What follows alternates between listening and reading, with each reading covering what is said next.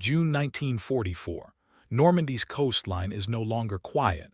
Before dawn, the channel is alive with movement. Steel hulls cut through black water. Engines thrum in disciplined rhythm. Deck lights are masked.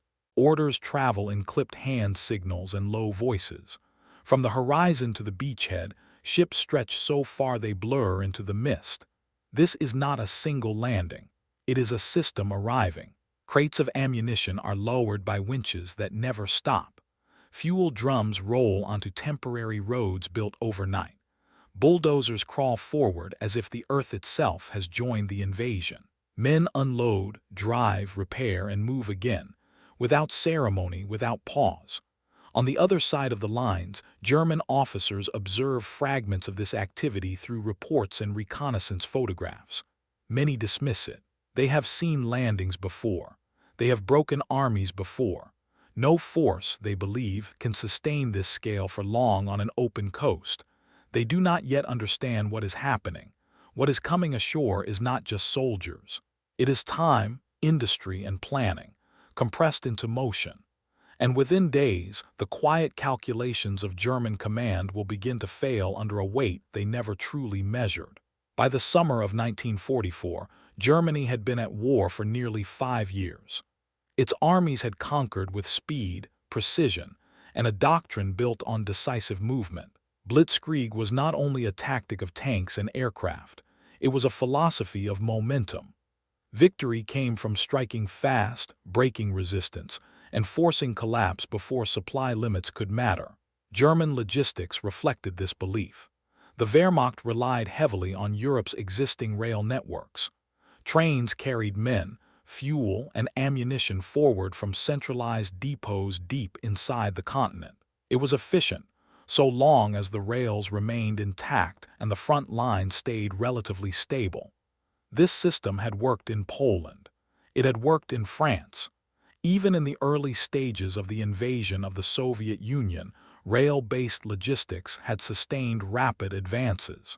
But it was also fragile. Railways could be bombed. Bridges could be destroyed.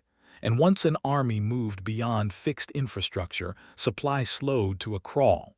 German trucks were fewer than Allied planners assumed. Horse-drawn transport still moved a significant percentage of Wehrmacht supplies, especially by 1943. Fuel shortages were chronic. Spare parts were limited. Standardization was poor.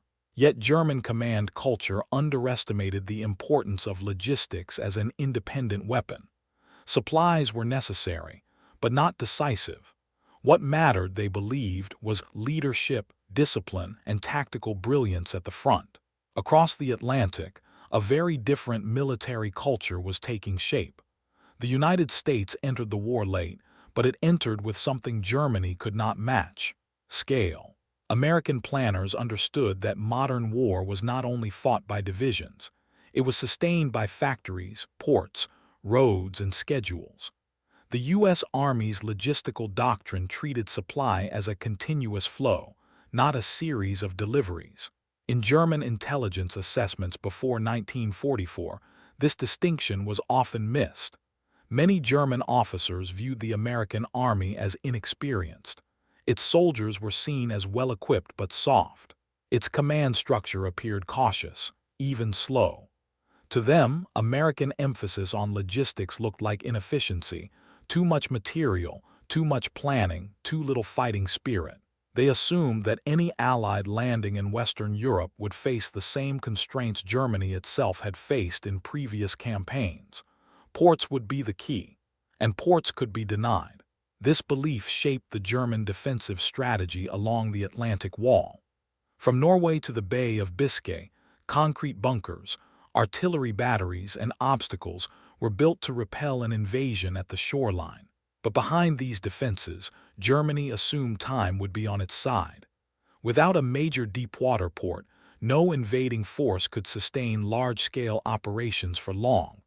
Normandy, in particular, appeared unpromising. The beaches were broad and exposed. The nearby ports were small or heavily defended. Cherbourg lay at the tip of the Cotentin Peninsula, isolated, vulnerable, and expected to be destroyed before capture. German planners believed that even if the Allies landed successfully, they would stall within weeks, strangled by their own supply needs. This assumption was reinforced by experience. At Dunkirk in 1940, the British Expeditionary Force had escaped, but only by abandoning most of its heavy equipment. Large armies, German command believed, could not survive long without secure logistical hubs. The sea could deliver men, but not sustain modern mechanized war. What German intelligence failed to fully grasp was that the Allies were no longer planning around existing ports. They were planning to bring the port with them. By 1943, Allied bombing campaigns had already begun to erode Germany's logistical foundations. Rail yards were hit repeatedly. Fuel production declined. Transport capacity shrank month by month. Yet German command continued to focus on tactical solutions, counterattacks, reserves, localized responses. Meanwhile, Allied planning was moving in another direction entirely. Operation Overlord was not conceived as a single battle. It was designed as an industrial operation on a continental scale. Every division scheduled to land had a supply table calculated months in advance.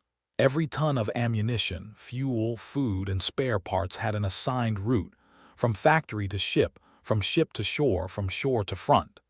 This was not improvisation. It was premeditated sustainment. And while German commanders waited for the Allies to reveal their weakness, the Allies were preparing to turn logistics into a form of overwhelming force, quiet, methodical, and relentless. The stage was set, but the true nature of what was coming had not yet been revealed. Long before the first landing craft touched the sand in Normandy, the battle for Western Europe was already underway. Inside factories, shipyards, and planning rooms spread across an entire continent and an ocean. In the United States, war production had reached a scale never before seen in human history. By 1943, American industry was producing weapons and equipment not in thousands, but in tens of thousands. Tanks rolled off assembly lines with interchangeable parts. Trucks were built to standardized specifications. Ammunition was packaged, labeled, and tracked with precision. This standardization was not accidental. It was strategic. American logisticians understood that complexity killed momentum. A truck that broke down in France needed a replacement part that could be found anywhere. A rifle issued in Texas had to function the same way in Normandy. Uniformity allowed speed, and speed allowed volume. At the center of this effort stood General George C. Marshall, the U.S. Army Chief of Staff. Marshall believed that wars were won not only by generals at the front, but by planners who ensured those generals were never forced to stop. His philosophy shaped every aspect of American preparation for a return to Europe. Dwight D. Eisenhower, appointed Supreme Allied Commander, shared this view. Eisenhower was not a battlefield tactician in the traditional sense. His strength lay in coordination of nations, services, and supply chains. For him, logistics was not a background function. It was the backbone of the entire campaign. By late 1943, detailed projections had been drawn up for what an invasion of France would require. The numbers were staggering.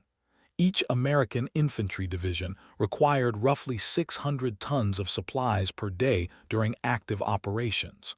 Armored divisions needed even more. Fuel consumption alone was measured in millions of gallons per month. Food, medical supplies, artillery shells, replacement vehicles, all had to arrive continuously, without interruption. The challenge was not just delivery, it was continuity. The English Channel was unpredictable. Weather could halt landings for days, ports could be destroyed, roads could be cratered by enemy action. Allied planners assumed that everything would go wrong, and planned accordingly. One of the most radical solutions was the Mulberry Harbor system. Engineers designed artificial ports that could be assembled offshore and floated into position after the landings. Massive concrete caissons, codenamed Phoenix, would form breakwaters. Floating roadways would connect ships directly to the beaches. Cranes, piers, and unloading platforms would operate under fire if necessary. Nothing like it had ever been attempted. To German intelligence, the idea seemed implausible. Temporary structures could not replace real ports. Even if built, they would be vulnerable to storms and attack. The concept was noted and largely dismissed. Another innovation was the sheer volume of shipping. Liberty ships and Victory ships crossed the Atlantic in convoys that never truly stopped. These were not elegant vessels. They were functional, mass-produced cargo carriers built quickly and cheaply. If one was sunk, another took its place. The flow did not pause. By the spring of 1944, Allied stockpiles in Britain were immense. Airfields were crowded with aircraft. Ports were choked with crates and vehicles. Rail lines ran constantly, moving supplies toward the southern coast of England. This buildup did not go unnoticed by Germany, but its meaning was misread. German analysts debated where the invasion would come, Pas-de-Calais, Normandy, or somewhere else. They studied divisions, landing craft, and air power. Logistics, once again, was seen as a secondary concern. The assumption remained that the Allies would be constrained by ports and vulnerable supply lines. When D-Day came, the initial landing seemed to confirm German expectations. Casualties were heavy. Progress inland was slow. Beachheads were narrow and contested. But beneath the visible struggle, something else was happening. Supply dumps began to appear almost immediately. Temporary roads spread across the countryside. Pipelines were planned to run under the channel. Trucks lined up in numbers the German army had rarely seen concentrated in one place. Within weeks, the Allies were not slowing down. They were accelerating. The invasion of Normandy was becoming something more than a battle for territory.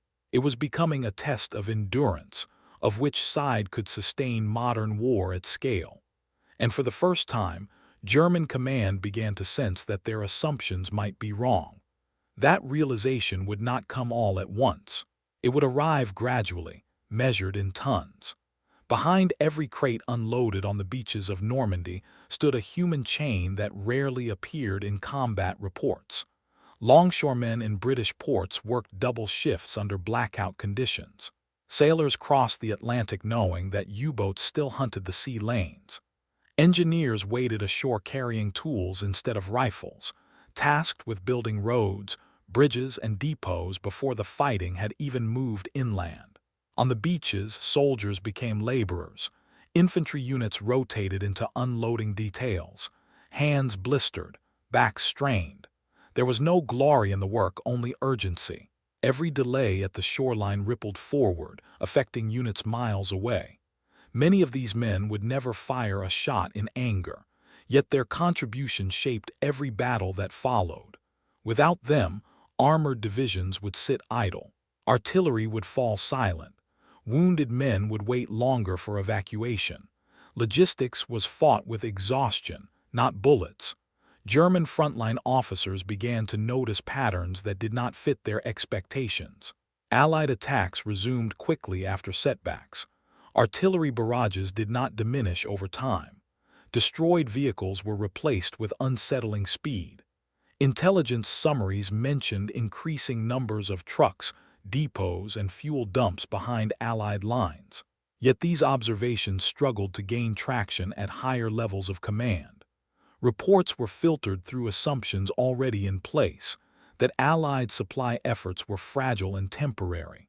To many German officers, the American reliance on motor transport looked wasteful. Trucks consumed fuel Germany could barely spare. Roads were vulnerable. Surely this system would break under pressure. But it did not. Eisenhower and his senior commanders rarely spoke in dramatic language about logistics. They spoke in schedules, tonnage, and flow rates. Their calm reflected confidence in preparation rather than faith in improvisation. This contrasted sharply with the German command structure, where authority was centralized and flexibility increasingly limited. Decisions required approval from above. Counterattacks were planned without full consideration of fuel availability or replacement capacity. As Allied supply volumes increased, German operational freedom shrank. Divisions existed on paper but lacked mobility. Tanks were present but immobile. Orders were issued that could not be executed. The battlefield was being shaped far from the front lines. Every additional Allied truck on a Norman road reduced German options. Every depot established inland shortened Allied response times. The imbalance was growing, quietly but relentlessly. By mid-June, it was becoming clear that this was not a temporary surge. It was a sustained system, one that could absorb losses and continue forward. And as that realization spread, the war in Normandy began to take on a different character. The tools that sustained the Allied advance were not revolutionary in isolation. Trucks, ships, pipelines, and cranes had existed for decades. What made them decisive in Normandy was scale and integration. The Liberty ship was the symbol of this approach.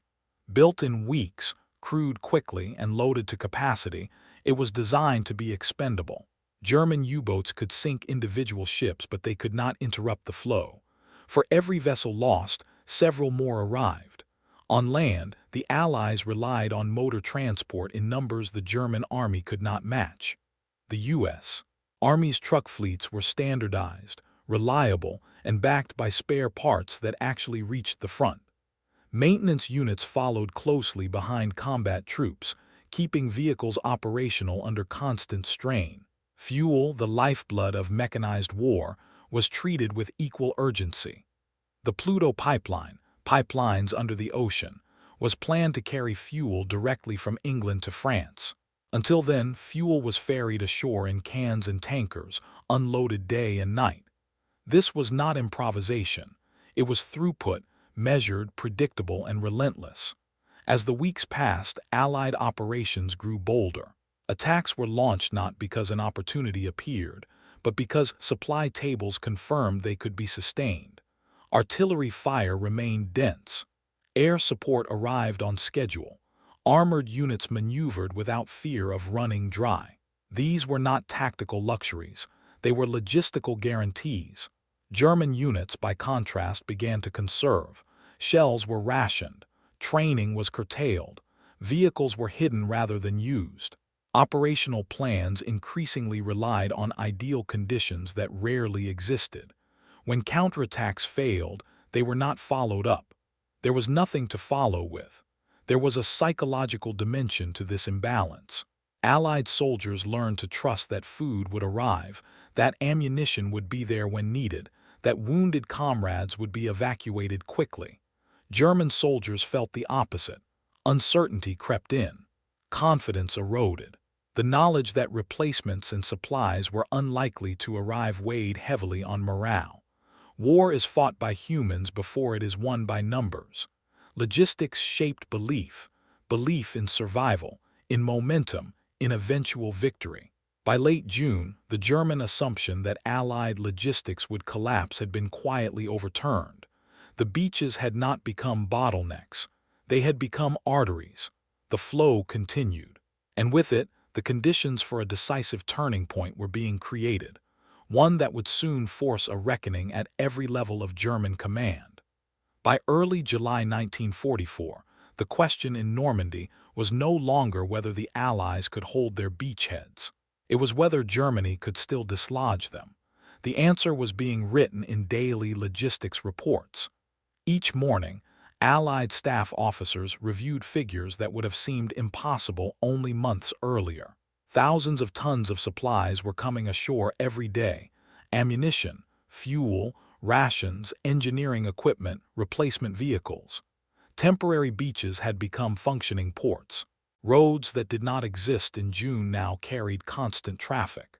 In the first 30 days after D-Day, the Allies landed more than 1 million men in France. But the number that mattered most was weight. By mid-July, well over 1 million tons of supplies had already crossed the beaches of Normandy. German intelligence took note.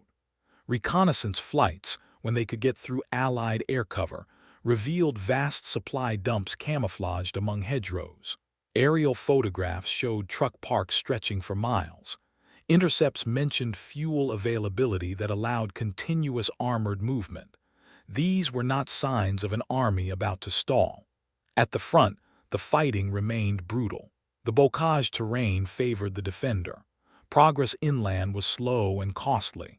German units, particularly veteran formations, fought with skill and determination. For weeks, the front appeared static, but beneath the surface, the balance was shifting. Every day the Allies remained ashore increased their strength disproportionately. Losses were absorbed. Damaged equipment was replaced. New units arrived already stocked and ready to fight. German losses were not. Fuel shortages limited training and maneuver. Artillery units received fewer shells. Infantry battalions thinned without adequate replacements. Requests for resupply moved up the chain of command and returned unanswered. Hitler's insistence on holding ground at all costs compounded the problem. Divisions were ordered to stand fast even when maneuver might have preserved combat power. Counterattacks were planned with units that could not be properly supplied. The most telling indicator was mobility. Allied armored formations began to probe more aggressively. They could afford to test, withdraw, and attack again. German armor, once feared for its operational agility, increasingly fought from static positions, conserving fuel for emergencies that never came. Behind the lines, the Red Ball Express began to take shape. American truck units organized into a non-stop supply system, running marked routes from the Normandy beaches to forward depots. Trucks drove in convoys day and night, under strict traffic control. Drivers slept beside their vehicles. Breakdowns were fixed on the roadside. It was crude. It was exhausting. And it worked. By late July, Allied supply capacity had surpassed even the most optimistic pre-invasion estimates. The flow had not slowed under fire, weather, or terrain. For German commanders, the implications were becoming unavoidable. The Allies were no longer constrained by logistics. Germany was. The war in Normandy was approaching a moment where tactical skill alone would no longer be enough to hold the line. Something had to give. The breaking point came not with a single explosion, but with a realization. By late July 1944, German command could no longer reconcile its assumptions with reality. Allied attacks did not pause. Their tempo increased. Where the front bent, it did not break, but it also did not recover. Operation Cobra began on July 25.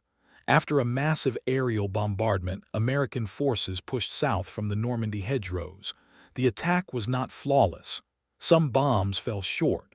Casualties were taken. But once the breakthrough started, it did not slow.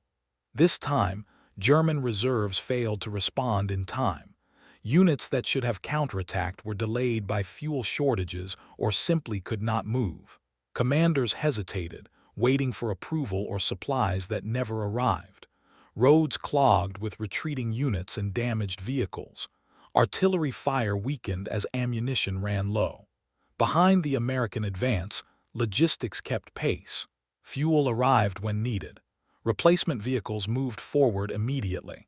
Artillery units displaced rapidly, maintaining pressure. Air support coordinated seamlessly with ground movement. Within days, the German front collapsed across a wide sector. It was here that the scale of Allied logistics became undeniable, even to German officers who had dismissed it for years. Reports spoke of an enemy who seemed inexhaustible. Prisoners described constant resupply. Captured documents confirmed the volume moving through Normandy every day. By early August, the numbers told the story. In less than 100 days after D-Day, the Allies had landed approximately 2 million tons of supplies in Normandy. Food, fuel, ammunition, engineering equipment, enough to sustain multiple armies in continuous offensive operations. German forces could not match this. The failure was not one of courage or competence at the tactical level. It was structural.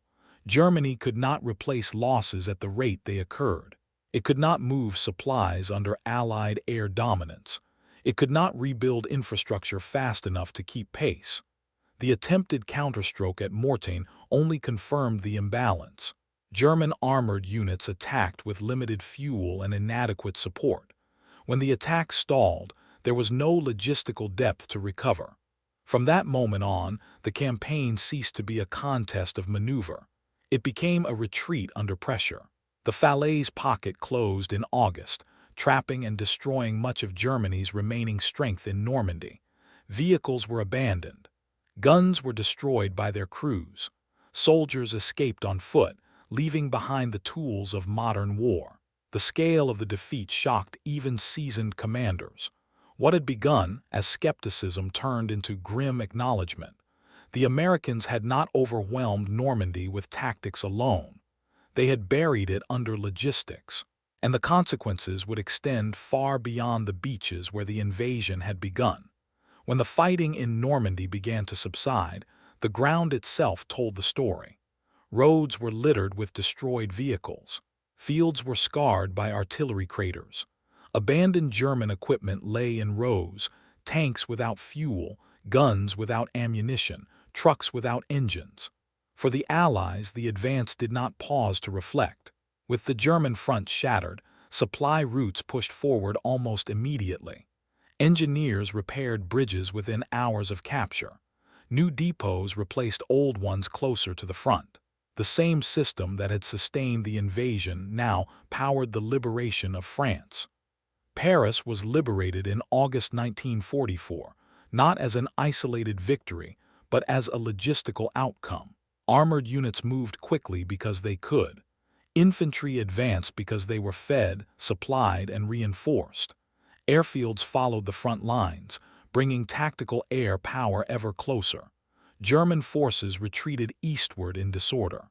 What remained of their logistical structure in France collapsed under constant attack. Rail lines were unusable. Fuel stocks were nearly exhausted. Units became increasingly isolated, surviving on what they could salvage. Captured German reports revealed a shift in tone. Where earlier assessments had downplayed Allied supply capacity, post-Normandy analyses spoke openly of its decisive role. Officers noted the impossibility of fighting an enemy whose losses could be replaced faster than they could be inflicted. The numbers were stark. By September 1944, Allied armies in Western Europe numbered in the millions. They were supported by tens of thousands of vehicles and supplied through a network that stretched from American factories to frontline foxholes. The beaches of Normandy, once the focal point of the operation, had become just one link in a vast chain. For Germany, Normandy represented more than a lost battle. It marked the end of strategic initiative in the West. From that point forward, German operations were reactive, constrained by shortages that no amount of tactical ingenuity could overcome. The psychological impact was equally severe. German soldiers who had once believed in the superiority of their army now faced an enemy that seemed materially unstoppable. Morale suffered. Desertions increased. Confidence in leadership eroded. Logistics, once dismissed as a secondary concern, had proven decisive. But the full implications of this shift were still unfolding, both on the battlefield and in the way modern war would be understood. As Allied forces advanced beyond France and toward Germany's borders, the lessons of Normandy became impossible to ignore. Every subsequent operation in Western Europe was planned with logistics at its core, informed directly by what had worked and what had failed. In the summer of 1944, the supply system adapted as the front moved east. The capture of ports like Antwerp became a strategic priority, not for prestige, but for throughput. Even so, the Allies continued to rely heavily on the same principles proven in Normandy: redundancy, standardization, and constant flow. For Germany, the reckoning was harsher. Post-war German military analyses identified logistics as a critical weakness. Senior officers acknowledged that the Wehrmacht had underestimated the industrial and organizational capacity of the United States.